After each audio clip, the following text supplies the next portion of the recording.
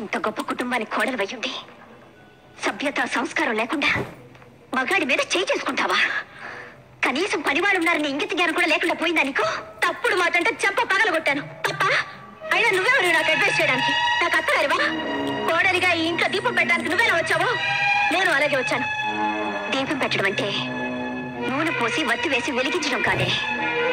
పోయే వరకు మనం బ్రతకాల్సిన ఈ ఇంటి పరువు మర్యాద కాపాడమేనే దీపం పెట్టడం అంటే. నువ్వు చెప్తే తెలుసుకోవాల్సిన స్థితిలో నేనేం లేను. నేను నీకంటే ఎక్కువ చదువుకున్న దాన్ని, నాగరికత తెలిసిన దాన్ని. నాగరికత అంటే అర్థం పెద్దవాళ్ళని గౌరవించకపోవడం, మగాడిని చేయి చేసుకోవడం అనుకుంటున్నావా? కాదే.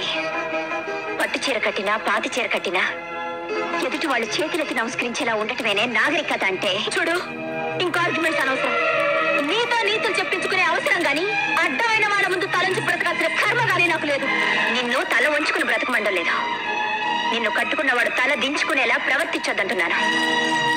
నువ్వు వాడిని కొట్టావు, వాడిని తిరుగు కొట్టుంటే నీ పరువును వెయ్యేది, ఈ కుటుంబ ప్రతిష్ట ఏమయ్యేది.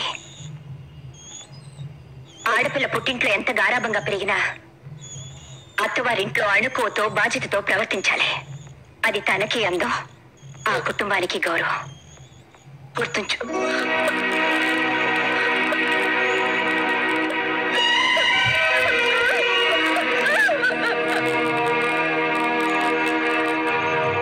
ఏమిటి అలా చూస్తున్నావు?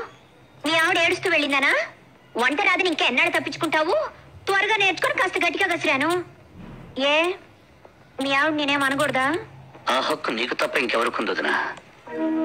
ఇలాంటి దేవతకే కోపం వచ్చిందంటే అది చేసిన తప్పు చిన్నదే ఉండదు. నన్ను క్షమించు. అదే మాటలు రాజా. అవునదినా, అది నాలో సగం కదా. దాని తప్పులో కూడా నాకు సగభాగం ఉంటుంది.